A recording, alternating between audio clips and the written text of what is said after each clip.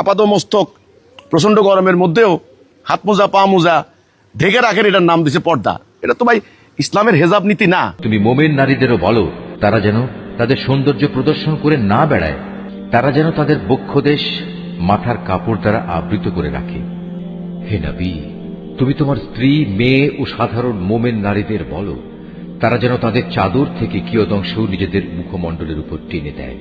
এতে করে তাদের চেনা অনেকটা সহজ হবে যে তারা সম্মানিত মহিলা, এবং তাদের অযথা উত্তপ্ত করা হবে না।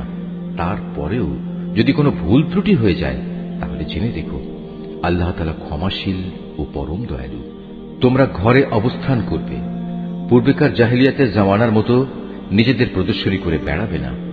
তারা যেন তাদের স্বামী, তাদের পিতা, তাদের শ্বশুর, তাদের ছেলে, তাদের স্বামীর আগের ঘরের ছেলে, তাদের ভাই, তাদের ভাইয়ের ছেলে, তাদের বোনের ছেলে, তাদের সচরাচর মেলামেশার মহিলা, নিজেদের অধিকারভুক্ত সেবিকা দাসী, নিজেদের অধীনস্থ এমন পুরুষ যাদের মহিলাদের কাছ থেকে কোনো কিছুই কামনা করার নেই, কিংবা এমন শিশু যারা এখনো মহিলাদের গোপন অঙ্গ সম্পর্কে কিছুই জানে না, এসব মানুষ ছাড়া তারা যেন অন্য কারো সামনে নিজেদের সৌন্দর্য প্রকাশ না করে। চলার সময় জমিনের ওপর তারা যেন এমন ভাবে নিজেদের পা না রাখে যে সৌন্দর্য তারা গোপন করে রেখেছিল তা পায়ের আওয়াজে লোকদের কাছে জানাজানি হয়ে যায়। হে ঈমানদার ব্যক্তিরা, ত্রুটি বিচ্যুতির জন্য তোমরা সবাই আল্লাহর দরবারে তওবা করো। আশা করা যায় তোমরা নাজাত পেয়ে যাবে। বৃদ্ধা নারী যাদের এখন আর কারো বিয়ের বন্ধনে আসার আশা নেই, তাদের উপর কোনো দোষ নেই যদি তারা তাদের শরীর থেকে অতিরিক্ত কাপড় খুলে রাখে।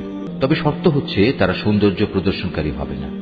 অবশ্য এই অতিরিক্ত কাপড় খোলা থেকেও যদি তারা বিরত থাকতে পারে তা তাদের জন্য ভালো। আল্লাহ তাআলা সব কিছু শোনেন, আল্লাহ তাআলা সবকিছু জানেন। যদি তোমরা সত্যি আল্লাহ তাআলাকে ভয় করো তাহলে অন্য পুরুষদের সাথে কথা বলার সময় কোমলতা অবলম্বন করো না। যদি এমন করো তাহলে যার অন্তরে কোনো ব্যাধি আছে সে তোমার ব্যাপারে প্রলুব্ধ হয়ে পড়বে। তবে তোমরা সর্বদাই নিয়ম মাফিক কথাবার্তা বলবে। তোমরা ঘরে অবস্থান করবে, পূর্বেকার জাহেলিয়াতের জামানার মতো নিজেদের প্রদর্শনী করে বেড়াবে না। তোমরা নামাজ কায়েম করবে, যাকাত আদায় করবে, আল্লাহ তাআলা ও তার রাসূলের আনুগত্য করবে। হে নবী পরিবার, আল্লাহ তাআলা মূলত এসব কিছুর মাধ্যমে তোমাদের মাঝ থেকে সব ধরনের অপবিত্রতা দূর করে তোমাদের পাক সাফ করে দিতে চান। তোমাদের ঘরে আল্লাহ তাআলার কিতাবের আয়াত ও তার জ্ঞান তত্ত্বের যেসব কথা তেলাওয়াত করা হয় তা স্মরণ রেখো। নিঃসন্দেহে আল্লাহ তাআলা সূক্ষ্মদর্শী এবং তিনি সম্মুখ অবগত। মুসলমান পুরুষ, মুসলমান নারী, মোমেন পুরুষ, মোমেন নারী, ফরমাবরদার পুরুষ, ফরমাবরদার নারী, সত্যবাদী পুরুষ, সত্যবাদী নারী, ধৈর্যশীল পুরুষ, ধৈর্যশীল নারী, বিনীত পুরুষ, বিনীত নারী, দানশীল পুরুষ, দানশীল নারী, রোজাদার পুরুষ, রোজাদার নারী, যৌন অঙ্গসমূহের হেফাজতকারী পুরুষ, এ অঙ্গসমূহের হেফাজতকারী নারী, সর্বোপরি আল্লাহ তাআলাকে অধিক পরিমাণে স্মরণকারী পুরুষ, স্মরণকারী নারী। নিঃসন্দেহে এদের জন্য আল্লাহ তাআলা ক্ষমা ও মহাপুরস্কার ঠিক করে রেখেছেন। যখন আল্লাহ তাআলা ও তার রাসূল কোনো ব্যাপারে কোনো সিদ্ধান্ত ঘোষণা করেন তখন কোনো মোমেন পুরুষ ও কোনো মোমেন নারীর এ অধিকার নেই যে তারা সে ব্যাপারে নিজেদের কোন রকম এখতিয়ার খাটাবে। মূলত যে কেউই আল্লাহ তাআলা ও তার রাসূলের নাফরমানি করবে সে নিঃসন্দেহে সুস্পষ্ট গুমরাহিতে নিমজ্জিত হয়ে যাবে। হে নবী, তুমি স্মরণ করো যখন তুমি সে ব্যক্তিকে লক্ষ্য করে বলেছিলে যার উপর আল্লাহ তাআলা বিরাট অনুগ্রহ করেছেন এবং তুমিও নিজের পুত্র বানিয়ে যার উপর অনুগ্রহ করেছ, তুমি তাকে বলেছিলে তুমি তোমার স্ত্রীকে বিয়ের বন্ধনে রেখে দাও এবং আল্লাহ তাআলাকে ভয় করো। কিন্তু এ পর্যায়ে তোমার মনের ভেতরে যে কথা তুমি লুকিয়ে রেখেছিলে আল্লাহ তাআলা পরে তা প্রকাশ করে দিলেন। আসলে তোমার পালক পুত্রের তালাক প্রাপ্ত স্ত্রীকে বিয়ে করার ব্যাপারে তুমি মানুষদের কথাকেই ভয় করছিলে, অথচ তুমি জানো আল্লাহ তাআলাই হচ্ছেন ভয় পাওয়ার বেশি হকদার। অতঃপর একসময় যখন জায়েদ তার স্ত্রীর কাছ থেকে নিজের প্রয়োজন শেষ করে তাকে তালাক দিয়ে দিল তখন আমি তোমার সাথে তার বিয়ে সম্পন্ন করে দিলাম, যাতে করে ভবিষ্যতে মোমেনদের উপর তাদের পালক পুত্রদের স্ত্রীদের বিয়ের মাঝে আর কোনো সংকীর্ণতা অবশিষ্ট না থাকে। বিশেষ করে তারা যখন তাদের স্ত্রীদের কাছ থেকে নিজেদের প্রয়োজন শেষ করে তালাক দিয়ে দেয়। আর সর্বশেষে আল্লাহ তাআলার আদেশই কার্যকর হতে হবে। আল্লাহ তাআলা নবীর জন্য যে ফয়সালা করে দিয়েছেন সে ব্যাপারে নবীর উপর কোনো বিধি নিষেধ নেই। আগের নবীদের ক্ষেত্রেও এ ছিল আল্লাহ তাআলার বিধান, আর আল্লাহ তাআলার বিধান তো আগে থেকে নির্ধারিত হয়ে আছে। যারা মানুষদের কাছে আল্লাহ তাআলার বাণী পৌঁছে দিত তারা আল্লাহ তাআলাকে ভয় করত, তারা আল্লাহ তাআলা ছাড়া আর কাউকেই ভয় করত না, কেননা মানুষের হিসাব নেয়ার ব্যাপারে আল্লাহ তাআলাই যথেষ্ট। হে মানুষ, তোমরা জেনে রেখো, মুহাম্মদ তোমাদের কোন পুরুষের পিতা নয়, বরং সে তো হচ্ছে আল্লাহ তাআলার রসূল এবং নবীদের সিল মোহর। আল্লাহ তাআলা সর্ববিষয়ে অবগত রয়েছেন। হে মানুষ, তোমরা যারা ঈমান এনেছ তোমরা আল্লাহ তাআলাকে বেশি বেশি স্মরণ করো, সকাল সন্ধ্যায় তোমরা তাঁর পবিত্রতা ঘোষণা করো। তিনি মহান আল্লাহ তাআলা, যিনি তোমাদের উপর অনুগ্রহ বর্ষণ করেন।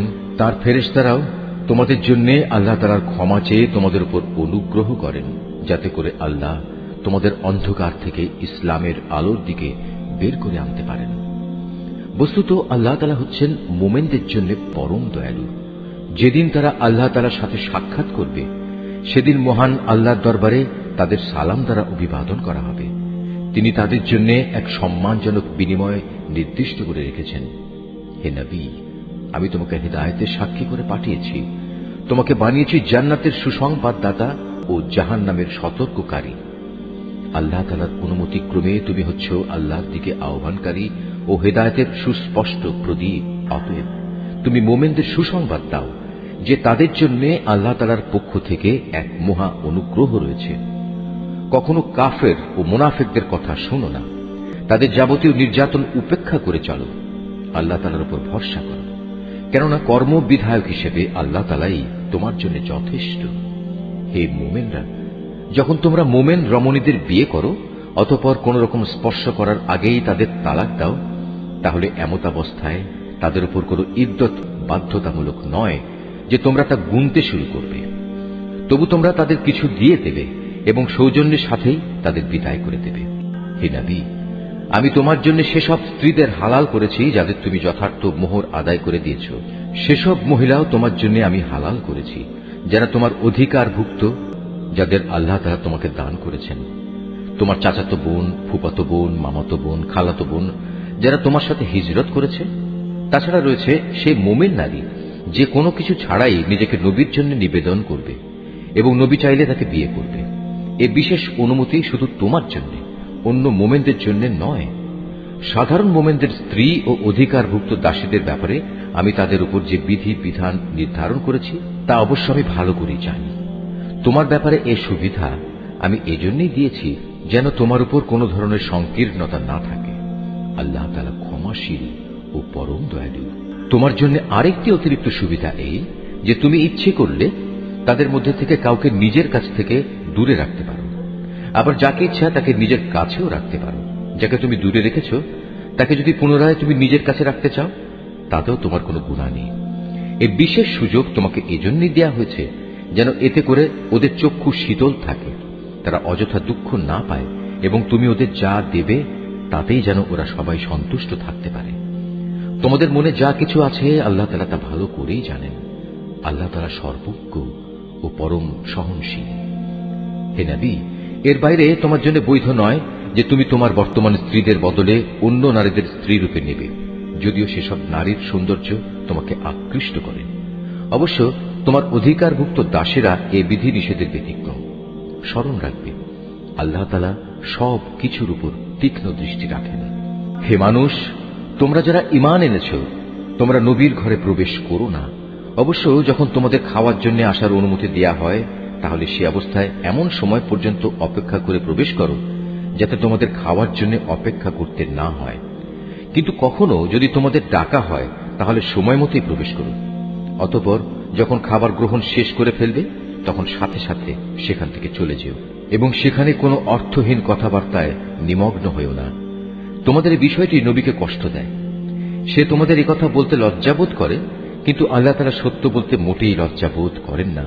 হ্যাঁ, তোমাদের যদি নবী পত্নীদের কাছ থেকে কিছু চাইতে হয় তাহলে পর্দার আড়াল থেকে চেয়ে নিও।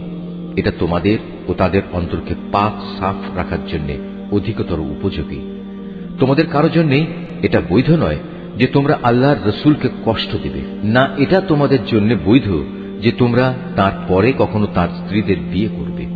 এটা আল্লাহ তাআলার কাছে এক বড় অপরাধের ব্যাপার। তোমরা কোনো জিনিস প্রকাশ করো কিংবা তা গোপন করো, আল্লাহ তাআলা তা সবই জানেন, কেননা তিনি সর্বজ্ঞ।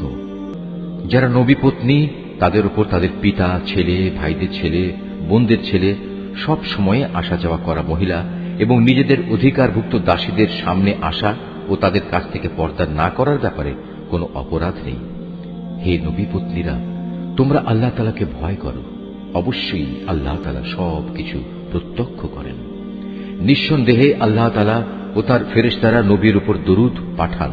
অতএব হে ঈমানদার ব্যক্তিরা, তোমরাও নবীর উপর দরুদ পাঠাতে থাকো এবং তাকে উত্তম অভিবাদন পেশ করো। যারা আল্লাহ তাআলা ও তার রসুলকে কষ্ট দেয়, তাদের উপর দুনিয়া আখিরাত উভয় জায়গায় আল্লাহ তাআলা অভিশাপ বর্ষণ করেন। কিয়ামতের দিন তিনি তাদের জন্য অপমানজনক আযাব ঠিক করে রেখেছেন। যারা মোমেন পুরুষ ও মোমেন নারীদের কষ্ট দেয়, তেমন ধরনের কিছু দোষ তারা না করা সত্ত্বেও যারা এমনটি করে, তারা তো মূলত মিথ্যা ও স্পষ্ট অপবাদের বোঝাই বহন করে চলে। হে নবী, তুমি তোমার স্ত্রী, মেয়ে ও সাধারণ মোমেন নারীদের বলো, তারা যেন তাদের চাদর থেকে কিয়দংশ নিজেদের মুখমণ্ডলের উপর টেনে দেয়। এতে করে তাদের চেনা অনেকটা সহজ হবে যে তারা সম্মানিত মহিলা, এবং তাদের অযথা উত্ত্যক্ত করা হবে না। তারপরেও যদি কোনো ভুল ত্রুটি হয়ে যায়, তাহলে জেনে দেখো আল্লাহ তাআলা ক্ষমাশীল ও পরম দয়ালু। মুনাফিক দল, তাদের সাথে যাদের অন্তরে কুফরির ব্যাধি রয়েছে ও যারা নগরে বন্দরে তোমার বিরুদ্ধে গুজব রটনা করে বেড়ায়, তারা যদি তাদের নোংরা কার্যকলাপ থেকে বিরত না হয়, তাহলে হে নবী, আমি নিশ্চয়ই তোমাকে তাদের উপর প্রবল করে বসিয়ে দেব। অতঃপর এরা সেখানে তোমার প্রতিবেশী হিসেবে সামান্য সংখ্যক ব্যক্তি থাকতে পারবে। এরপরেও এখানে যারা থেকে যাবে, তারা থাকবে অভিশপ্ত হয়ে। অতঃপর তাদের যেখানেই পাওয়া যাবে পাকড়াও করা হবে এবং বিশ্বাসঘাতকতার জন্য তাদের মৃত্যুদণ্ডে দণ্ডিত করা হবে। তোমার আগে বিদ্রোহী হিসেবে যারা অতিবাহিত হয়ে গেছে, তাদের ব্যাপারেও এ ছিল আল্লাহ তাআলার নীতি। আল্লাহ তাআলার এই নিয়মে তুমি কখনো কোনো ব্যতিক্রম দেখবে না। মানুষ তোমাকে কিয়ামত সম্পর্কে জিজ্ঞেস করবে, তুমি তাদের বলো, তার জ্ঞান তো একমাত্র আল্লাহ তাআলার কাছেই রয়েছে। হে নবী, তুমি এই বিষয়টি কি করে জানবে? সম্ভবত কিয়ামত একান্ত নিকটেই এসে গেছে।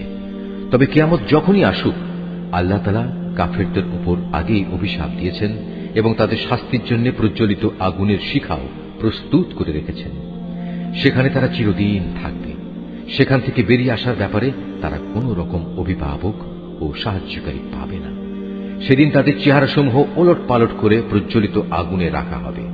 সেদিন তারা আফসোস করে বলবে, হায়, কত ভালো হতো যদি আমরা আল্লাহ তাআলা ও রসুলের আনুগত্য করে আসতাম। তারা সেদিন আরো বলবে, হে আমাদের মালিক, দুনিয়ার জীবনে আমরা আমাদের নেতা ও বড়দের কথাই মেনে চলেছি, তারাই আমাদের তোমার পথ থেকে গোমরাহ করেছে। হে আমাদের মালিক, ওদের তুমি আজ দ্বিগুণ পরিমাণ শাস্তি দাও এবং তাদের উপর বড় রকমের অভিশাপ পাঠাও। হে ঈমানদার ব্যক্তিরা, তোমরা তাদের মতো হয়েও না যারা অর্থহীন অপবাদ দিয়ে মূসাকে কষ্ট দিয়েছে। আল্লাহ তাআলা তাকে সেসব কিছু থেকে নির্দোষ প্রমাণিত করলেন যা তারা তার বিরুদ্ধে রটনা করেছে। সে ছিল আল্লাহ তাআলার দৃষ্টিতে বড় মর্যাদাবান ব্যক্তি। হে ঈমানদার ব্যক্তিরা, তোমরা আল্লাহ তাআলাকে ভয় করো এবং সর্বদা সত্য কথা বলো, তাহলে তিনি তোমাদের জীবনের কর্মকাণ্ড শুধরে দেবেন এবং তোমাদের গুনাহ খাতা মাফ করে দেবেন। যে কোনো ব্যক্তি আল্লাহ তাআলা ও তার রসুলের আনুগত্য করবে, সে অবশ্যই এক মহা সাফল্য লাভ করবে। অবশ্যই আমি কোরআনের এ আমানত একসময় আসমানসমূহ, পৃথিবী ও পর্বতমালার সামনে পেশ করেছিলাম। তারা সবাই একে বহন করতে অস্বীকৃতি জ্ঞাপন করল। সবাই এতে ভীত হয়ে গেল। অবশেষে মানুষই তা বহন করে নিল। এতে সন্দেহ নেই, সে মানুষ একান্ত জালেম ও এ আমানত বহন করার পরিণাম সম্পর্কে একান্তই অজ্ঞ। আল্লাহ তাআলা মুনাফিক পুরুষ, মুনাফিক নারী, মুশরিক পুরুষ, মুশরিক নারীদের এই আমানতের দায়িত্বে অবহেলার জন্য কঠোর শাস্তি দেবেন এবং মোমেন পুরুষ ও মোমেন নারীদের উপর আমানতের দায়িত্ব পালনে ভুল ত্রুটির জন্য ক্ষমা পরবশ হবেন। নিঃসন্দেহে আল্লাহ তাআলা একান্ত ক্ষমাশীল ও পরম দয়ালু।